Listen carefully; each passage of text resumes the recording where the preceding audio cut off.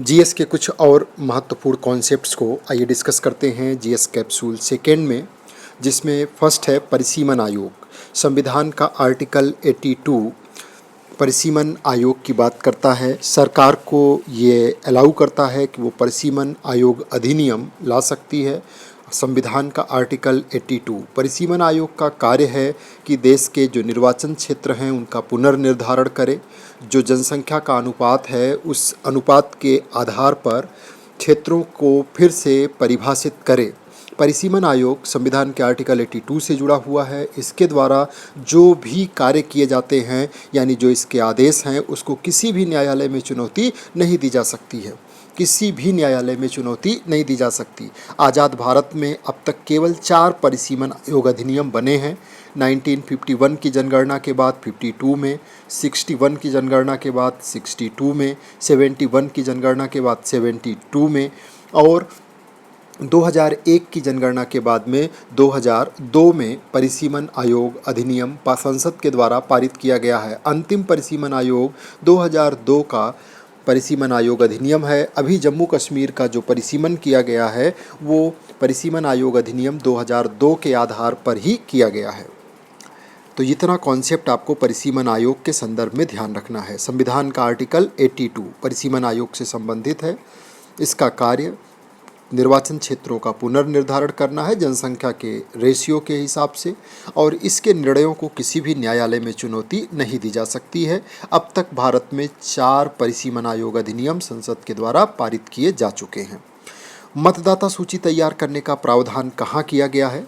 तो जन प्रतिनिधित्व अधिनियम है 1950, उस पे तैयार किया गया है मतदाता सूची। आगे की क्लास में, आगे की एक वीडियो में हम आपके साथ डिस्कस करेंगे जन प्रतिनिधित्व अधिनियम 1950 और जन प्रतिनिधित्व अधिनियम 1951, दोनों के बीच में डिफरेंस, कौन कौन से प्रावधान इसमें हैं, कौन से प्रावधान 51 वाले में हैं। ये एग्जाम में क्वेश्चन पूछा जाता है। मतदाता सूची तैयार करने का प्रावधान जन प्रतिनिधित्व अधिनियम 1950 में है।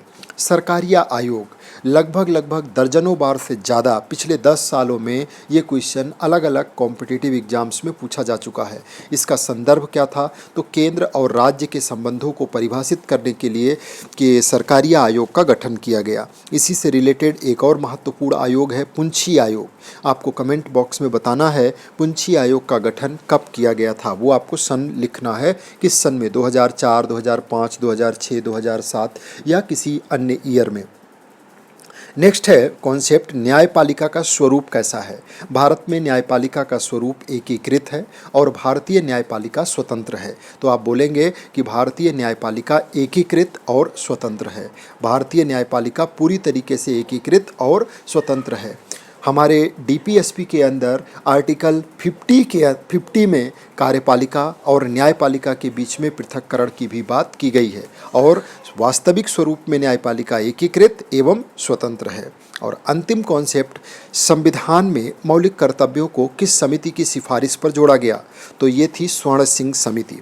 स्वर्ण सिंह समिति की सिफारिश के आधार पर 42वें संविधान संशोधन अधिनियम 1976 के द्वारा भारतीय संविधान में मौलिक कर्तव्यों को ऐड किया गया।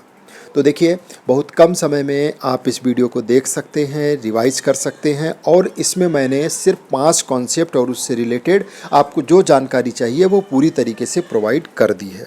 तो आप इसके साथ साथ रेगुलर इसे देखते रहिए और ये सीरीज आपके जीएस को एक नई ऊंचाई पे लेकर के जाएगा। जीएस में आपकी डेप्थ बढ़ेगी, समझ बढ़ेगी और उसके साथ साथ जो कॉन्सेप्ट्स हैं, जैसे क्वेश्चन डायरेक्ट एग्जाम में पूछे जाते हैं, उसमें भी बहुत हेल्प मिलेगी।